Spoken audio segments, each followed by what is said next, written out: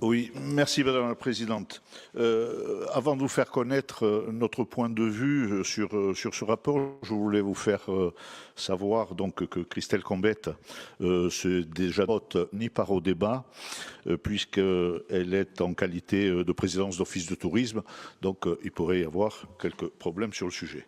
Concernant ce rapport qui nous est présenté, j'oserais dire que c'est un sujet ô combien important. Le tourisme, à travers l'actualisation du guide des aides qui intervient à mi-parcours, puisque le règlement voté en 2022, en général, doit courir jusqu'en 2027. Un petit point, le budget de l'ATC soit resté, on ne peut que le regretter, soit resté une part minime du budget global de la collectivité de Corse, alors que le secteur du tourisme, comme chacun le sait, représente 39% du PIB. Les crédits de paiement en investissement comme en fonctionnement, ça a été rappelé par Madame la conseillère exécutive, représentent 1,1% seulement des 1,5 milliard du budget de la collectivité. D'ailleurs, je m'empresse de préciser que j'avais à ce propos, lors d'un conseil d'administration, alerté la présidence de l'agence de tourisme de la Corse sur ce faible montant qui y était consacré. Et au cours d'échanges, chaque contributeur et chaque participant y avait bien entendu convenu. Un point qui me semble avoir été oublié, mais qui a toute son importance, je voulais quand même rappeler, puisqu'il s'agit de tourisme, à ce stade de mon intervention, l'ouverture d'une grande école de tourisme et de l'hospitalité à Ajaccio, qui s'est faite sous l'impulsion de la Chambre de commerce de Corse et de la Chambre régionale de métiers et qui verra son ouverture à la rentrée 2025. Alors on sait les uns et les autres, puisqu'on l'a réclamé à plusieurs reprises, que c'est une école donc dédiée au tourisme qui sort enfin la tête de l'eau depuis que l'on en parle. Si j'osais, je dirais mieux vaut tard que jamais, mais même si on sait les uns les autres que seules 70 personnes seront formées par an. Et lorsqu'on connaît l'importance de l'emploi saisonnier dans le secteur du tourisme, il y a encore beaucoup à faire. Alors sur le bilan qui nous est proposé, dans le rapport, on y voit inscrit autant de subventions que d'avances remboursables, un peu moins de 7 millions d'euros, sauf que ces dernières, et vous l'avez dit, représentent moins de dossiers puisque l'on passe de 195 à 34 dossiers traités, ce qui peut expliquer la création supplémentaire de 11 structures. Sur la répartition territoriale, et vous l'avez évoqué sans surprise, la Balagne et l'extrême sud représentent chacun 20%. Alors j'ai relevé une petite erreur dans le graphique, page 3, et je pense que c'est certainement une coquille qui a été faite, car l'addition de tous les territoires atteint que 91%, donc il en manque 9. Si vous disposez, bien entendu, comme j'en suis très certainement sûr, de la bonne ventilation, je serais intéressé d'en être destinataire et de voir ainsi qui bénéficie des 9% manquants. Les engagements affichés dans cette actualisation au travers des 4 axes, comme dans le guide initial, sont louables. C'est peut-être beaucoup plus compliqué et on le voit dans leur mise en œuvre car la plupart des modifications que vous y apportez restent quelque peu marginales. En effet, sur le point 2, relatif au contrat de développement territorial entre l'ATC et les offices de tourisme, on relève surtout une réorganisation des mesures tirées du fonctionnement des premiers contrats que l'on a eus sur la période 2022-2024. Sur la mesure 1.3, concernant les projets structurants des territoires, oui, une bonne initiative, car vous y ajoutez un taux spécifique pour les investissements à réaliser pour l'accès aux personnes handicapées, établi à 80% pour un minimum, comme vous l'avez précisé, de 10 000 euros. J'en viens au nautisme.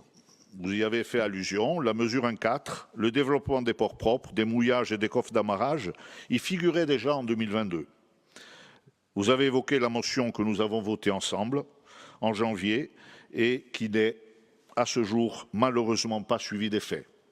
Le taux de 70% pour un investissement entre 10 000 et 400 000 euros reste malheureusement inchangé.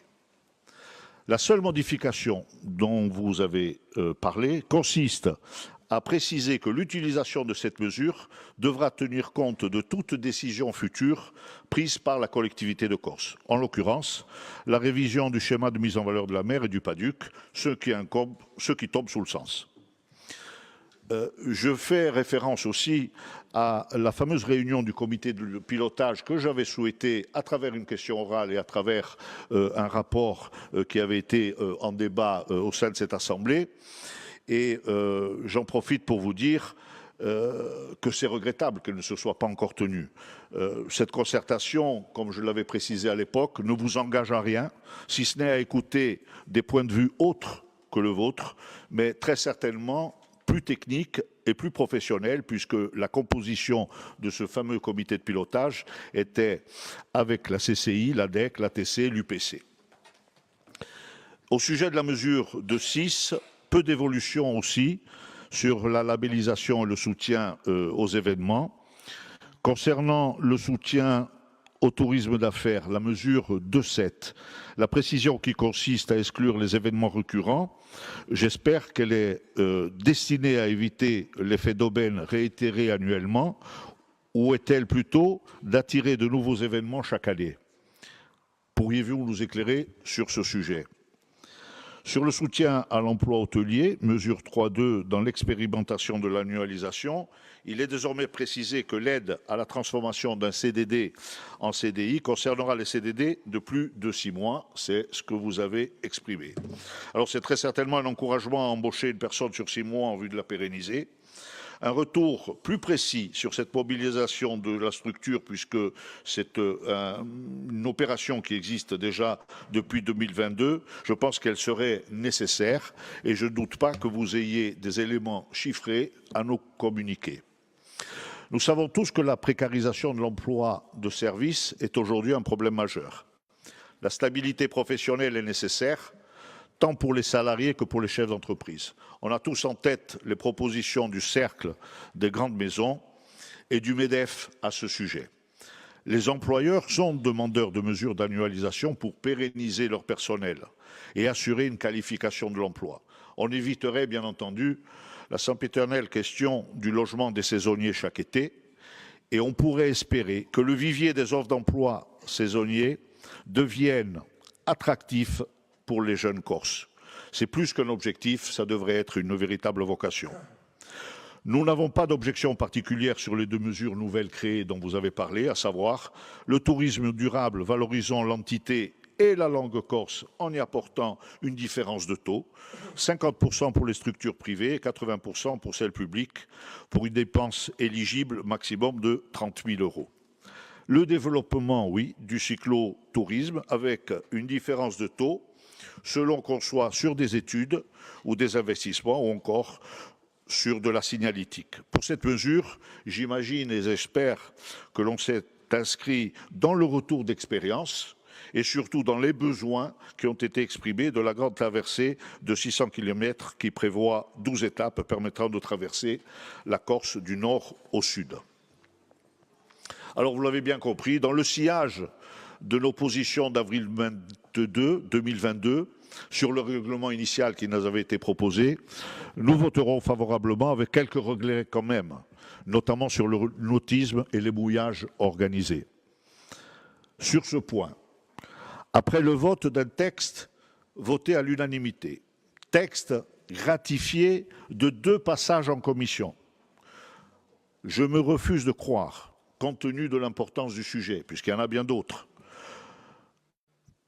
que l'on soit soumis à un bizutage de longue attente ou de double passage lorsque l'on est dans l'opposition.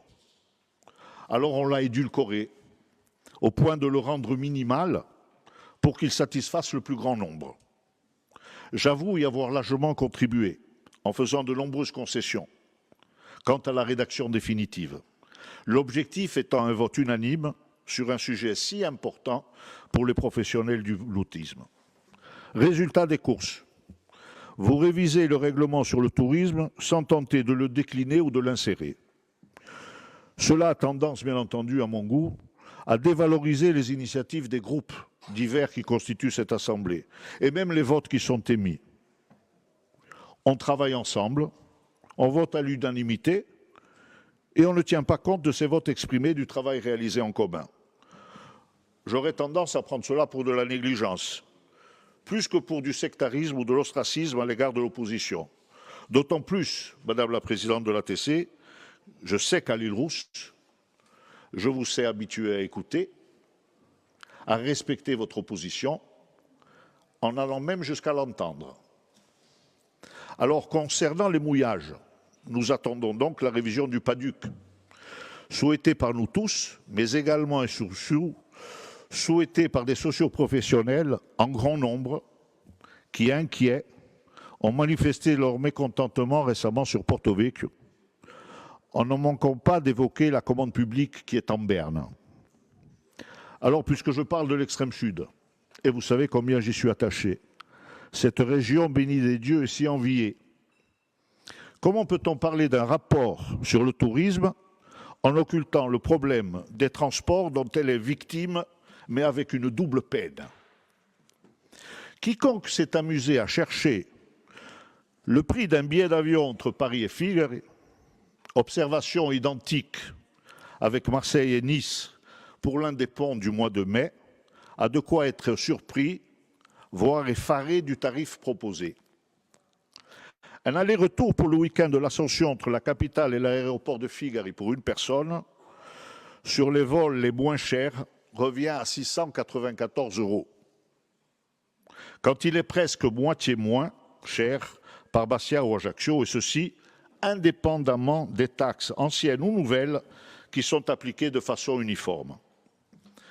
Les professionnels du tourisme de la micro-région qui vivent cette injustice depuis de nombreuses années le savent et l'expriment. Quand le visiteur paye un billet d'avion aussi cher, c'est le pouvoir d'achat en moins sur place et donc une clientèle qui dépensera beaucoup moins que ce que l'on pourrait espérer. J'avais déjà alerté l'Office des Transports il y a quelques années déjà sur ces tarifs très élevés par rapport aux autres aéroports de Corse. C'est toute une région de l'extrême sud qui est pénalisée. Je pense qu'une explication s'impose. Et pour tout vous dire, je l'espère moins laconique, mais plus détaillée et plus argumentée que celle récemment faite dans les médias par le président de l'Office des Transports, à savoir Air Corsica a des pratiques tarifaires aux résidents qu'elle peut équilibrer comme elle l'entend. Alors, mes chers collègues, au-delà du guide des aides présentées, il devient indispensable aujourd'hui d'initier une véritable réflexion globale sur la stratégie touristique et envisagée pour la Corse. Pourtant, les enjeux sont simples, connus de tous, les solutions souvent de bon sens. Le questionnement est le suivant. Voulons-nous du tourisme, oui ou non? Si oui, lequel? Comment l'organiser, l'accueillir, l'encadrer? Alors je vous le dis à la fois, on ne peut pas réclamer des retombées économiques à partager et repousser les visiteurs. Vouloir des jeunes qui restent, mais empêcher la création d'emplois durables. Critiquer l'été surchargé sans pour autant investir dans le reste de l'année. Un choix de société s'impose, vous en parlez souvent. Oui, il faut oser trancher, sans peur des caricatures ni des slogans. Je vous remercie.